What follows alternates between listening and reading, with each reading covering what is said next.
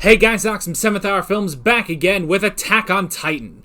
Last time on Attack on Titan, we watched Above and Below. However, I don't think that really has any effect on what we're going to be watching today, so we're not even going to recap it. In case any of you are watching the OVAs and have not made it through Season 4, we'll try to keep this as spoiler-free as possible to those later episodes. So yes, today we are watching the first of the Attack on Titan OVAs. There are 8 in total, and yeah, we're going to be watching the first one here today. Now, if you did see my last episode of Attack on Titan, which again is Season 4, Episode 16, you will probably remember that I said, well, if they're dubbed, then we'll watch them in dub. If they're subbed, we'll watch them in sub.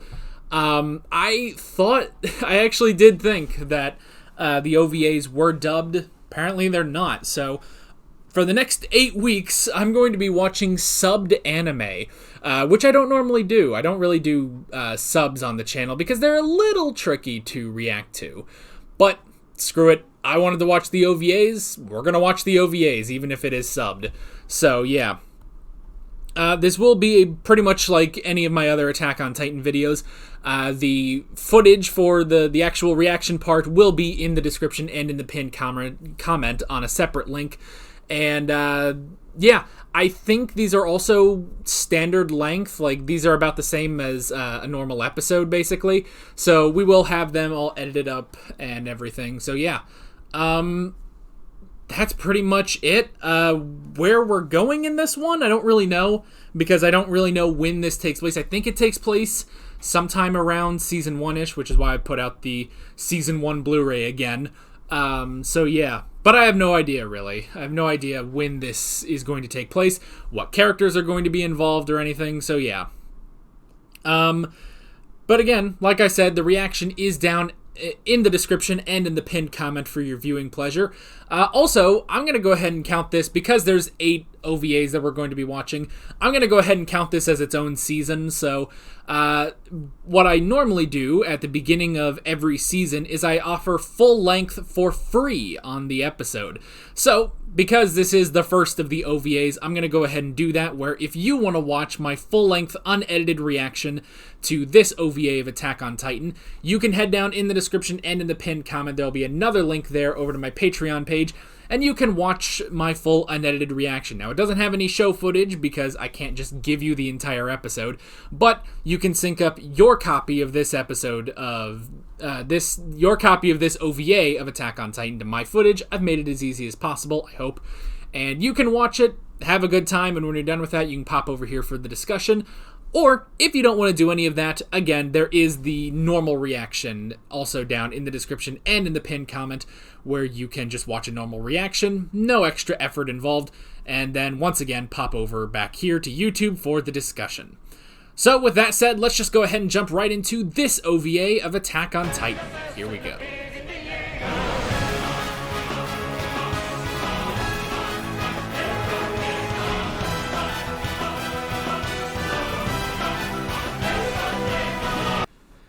Alrighty, that is the first of the OVAs. Wowee, and that was a great episode too. Oh, I really enjoyed that.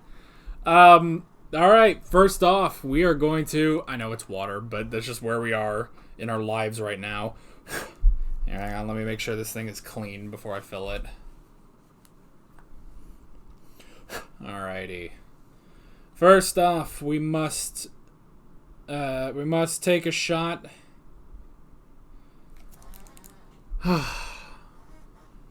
For Ilse. Rider to the very end. Alrighty. That was really, really good, I must say. I think I'm going to enjoy these OVAs. These are really good. Just immediately. So, let's go ahead and jump into the notes on this one.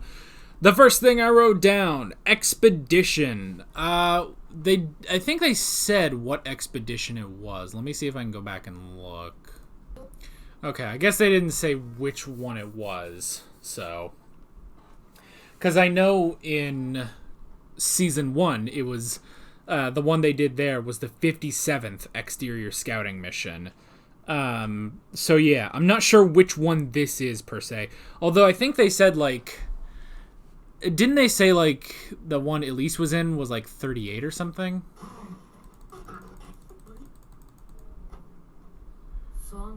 34th. Okay. So Ilse was part of, and I think that's how you pronounce it. I'm not quite sure. Or maybe Ilse? I'm not sure. I'm going to keep saying Ilse, even though that's probably not correct. But, oh well. So this was 34th, which they said was a year ago. Okay. So it's been a year since the 34th. So presumably maybe they're somewhere in the 40s now. I don't know. I'm not sure when, because this is still within the 5 years between the fall of Walmaria and the attack on Wall Rose, right? So, yeah, I'm pretty sure.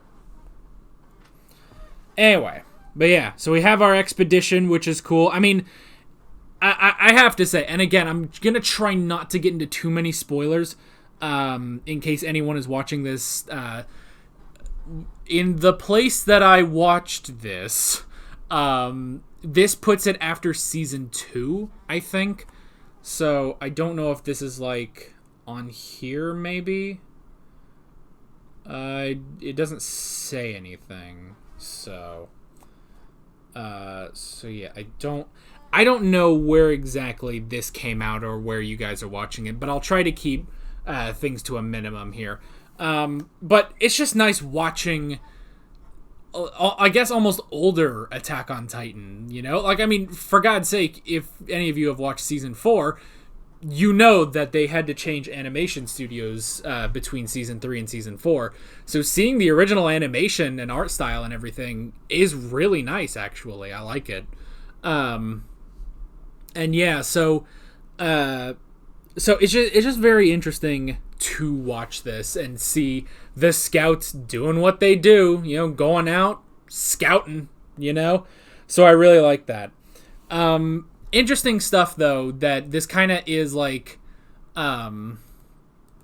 this is basically like a whole thing of Hanji trying to convince Commander Erwin to capture Titans, you know, and she ends up using Elise's notebook in order to do that. So I like that sort of theming of the episode, or the OVA episode, whatever, it's the same thing. So yeah, and honestly, I just like seeing sort of the inner workings of the Scout Regiment, you know, seeing them all go out, they're all scouting, you know, they're scouting, and, you know, seeing the tent, Erwin coming up with battle plans. Now I'm curious, okay, I'm going to assume when they say, so they call Hanji squad leader, and they call Levi corporal, whereas in the dub, I'm used to them saying section commander Hanji and Captain Levi. They also, at the end, I believe Hanji refers to herself as Captain Hanji. So I don't know if there's anything specific, like, you know, this is before they got promotions or anything, or if it's just, you know, how it's translated in this version versus how it's translated in the Funimation dub. I'm not going to put too much stock into it, basically. So I'm just going to assume that Levi and Hanji, they have the same, you know, rank, basically, that I know from season 1. So that's pretty interesting. Now, I would be curious. I am curious, though, where Hanji, as section commander, does technically rank, you know? Because from what we see later, again, without too many spoilers, it almost seemed like she would be basically second in command of the scouts under Erwin, you know? So yeah, I'd be kind of curious about that, but I like that, you know, her trying to propose this idea to Erwin. And it's basically just that she never had the right, you know, I guess the right foundation for this proposal, you know? But it's also interesting just the fact that Erwin wouldn't go for that. But you kind of look at, I guess the many facets of Commander Erwin, where, he does have to be a commander. He has to take into account, his manpower. He has to take into account how many men he has, how many men he would risk. He has to, how much supplies they would risk, all of this stuff. He has to take in all of that. But at the same time, Commander Erwin, as we've seen in the anime, he will take these risks for the benefit of humanity. If anything, there would be none of this, trying to go and eventually figure out everything and learn all the truths of the world and, Eldians and all that sort of stuff without Commander Erwin, because he is that driving force for so long. It's not just that he's a good commander, but it's that he is the driving force of learning about reality, about the world that they lived in. So, when you think about it like that, and especially what we see of him in Season 3 in Shiganshina, you kind of sit here and you think, well, that's interesting that he wouldn't be down, he wouldn't be in for capturing a Titan, but there he has to look at it more logistically than anything. He has to look at it like, okay, we don't have the manpower. He has to look at it like a military commander rather than, this sort of, I guess he has to look more of it as a soldier than anything else, I guess, as opposed to maybe a scientist or a scholar or something, as Hanji is kind of looking at it. That's basically how Hanji looks at this, is like, well, for science, for knowledge, for, this whole scholarly thing, we have to capture these Titans, but she's not thinking about, what can we do with that, until the end, when she has enough, pretty much enough, like, scholarly basis, where it's like, hey, we don't know anything about Titans. This Titan talked to Ilse and even respected her, and even respected her body, didn't consume her body, but instead just, put it in the tree, and almost like, you could almost say, maybe prayed to her, or at the very least just put her in a respectable place. So we didn't know that was possible. We need to learn. But then, so she does all of that, but Hanji also comes up with a logistical way. She comes up with this plan, and who knows, maybe even it could also be that, with enough scholarly basis, it's enough for Erwin to think, okay, let's talk about this. I will approve of this if we have a decent enough plan. Then maybe the two of them come up with this plan so that they don't lose anyone, basically. So that is all very, very interesting.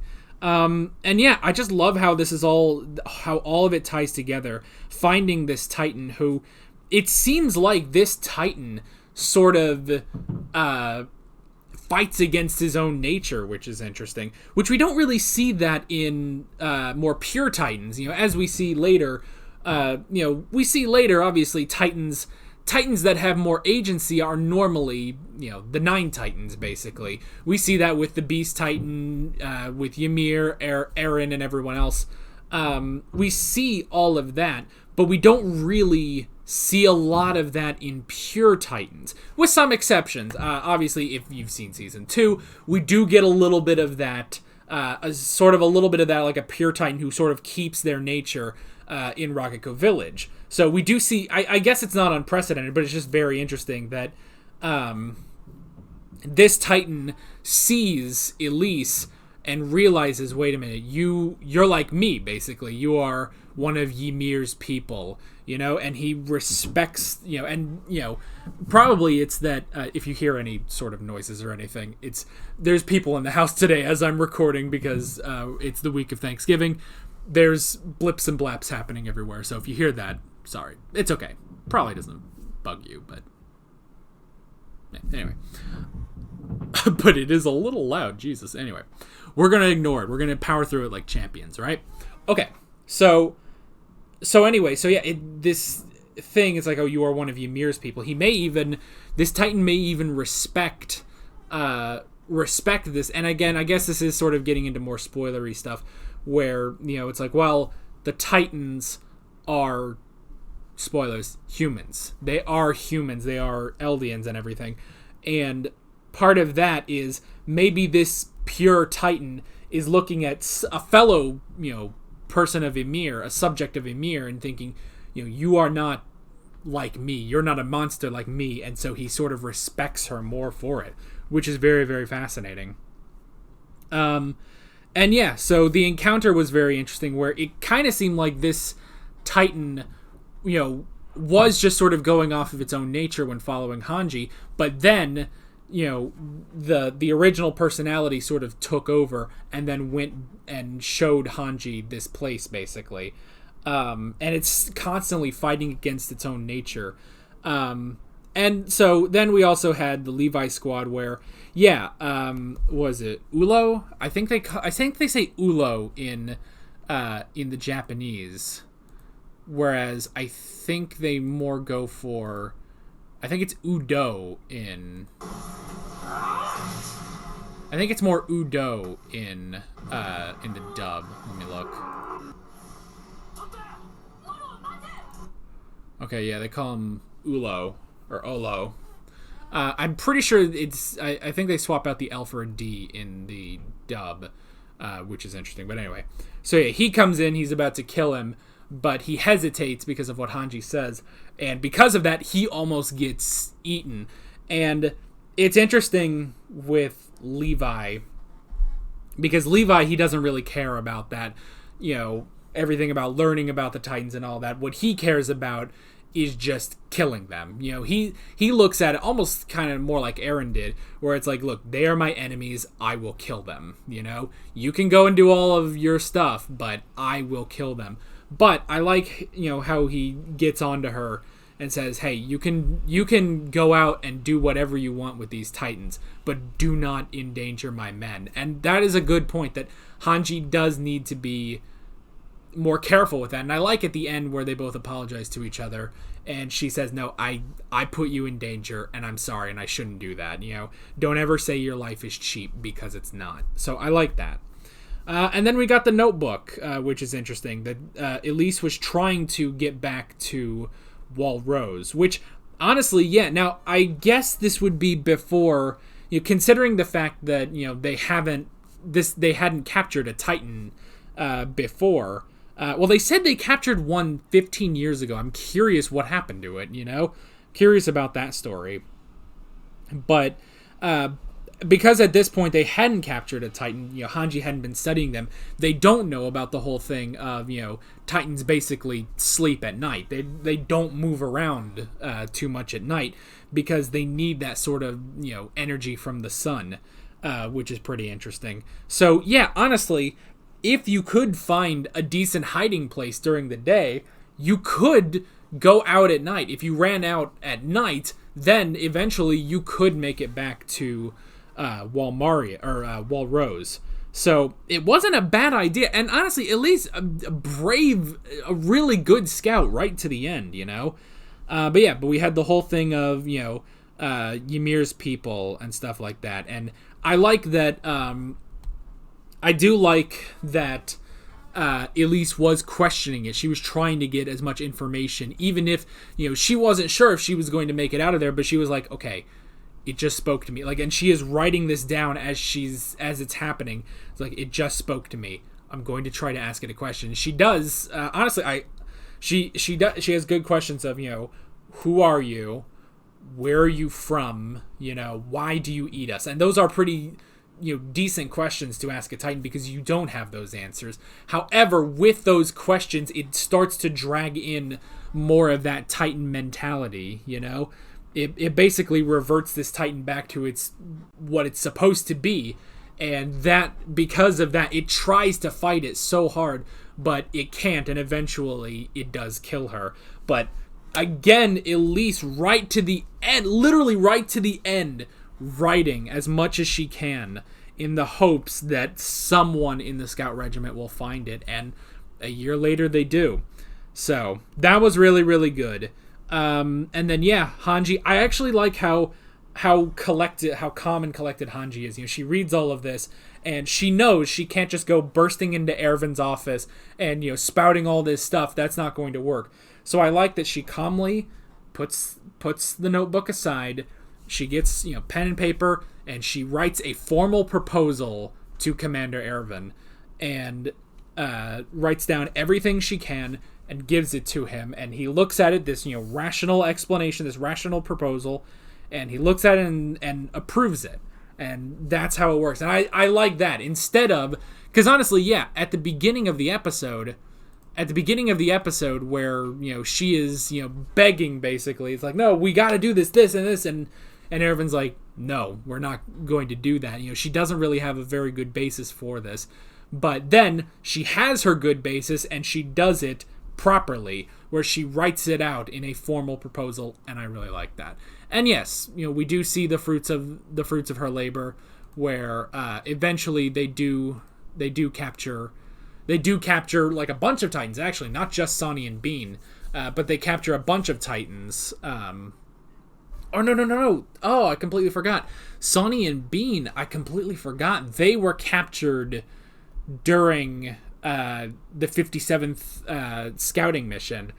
During that arc, like after, they were wrecked by Lean Jean, that's when they captured Sonny and Bean. So they're not even there. They're not even a part of them. But yeah, they captured a decent amount. It looks like about 4 Titans from what I can tell. So they captured 4 Titans with a new method proposed by, it says Captain Hanji here. And yeah, they said no one was lost, which was probably really, really good for her, for this whole thing. So yeah. Other than that, if I could just say a quick technical, we mentioned the whole thing of, different names or different ranks and stuff like that. I will say this has been very interesting watching this in the sub. The voices are all very interesting. I feel like I want to comment on that a little bit. Having watched, 3.5 seasons of Attack on Titan in the dub, it was very interesting watching this in sub. Hanji's voice, I thought was very interesting too. It wasn't quite exactly what I would think it would be, but it was very, very good, and I'm excited to watch more of the OVAs in the sub. So yeah, so for all of you that have been wanting me to watch subbed anime for years now, here we are. I still do prefer doing dub for reactions, because there were 1 or 2 times, I'm writing something down and they're saying something and I'm like, oh crap, I gotta look up and make sure I catch what they're saying. It can be a little difficult sometimes, but I don't think I missed anything, severe when I was, looking down and writing notes. Don't expect this to be a major thing going forward. I don't know. I have been thinking about doing some subbed anime here on the channel, but it has to be a bit situational. And if there is a dub, I'm probably... if there's a dub and it's like an accurate dub, that's the thing. Whatever you think about the voices, that's your preference. But if the dialogue and everything in the dub is pretty close to the original version, then I'm probably going to go for a dub. So, and I know a lot of people have hated on, say, Aaron's voice in the dub. I never hated it. I always thought his voice was good, so... And he's been killing it in Season 4. But that's beside the point. Anyway, that is the first OVA of Attack on Titan. Next time around, we're going to be doing OVA number 2. I have no idea where we're going next time, because these are... I already know these are all going to be, one-off stories, basically. Although I think there is a 2-parter in the middle here that we'll get to. But yeah, I'm curious to see where we are going next time. So with all that being said, I'm Alex from 7th Hour Films, and I will see you guys next time. Take care. Alright guys, thanks for watching this video. There's a bunch of links on screen if you want to go click around to any of those. There's a playlist for all of my Attack on Titan reactions. Oh god, excuse me. As well as another video you can go click on if you want. Oh god, this is a bad time for this. There's also a subscribe button and a Patreon button on screen, as well as other links in the description if you want to go check out any of those. See you guys later.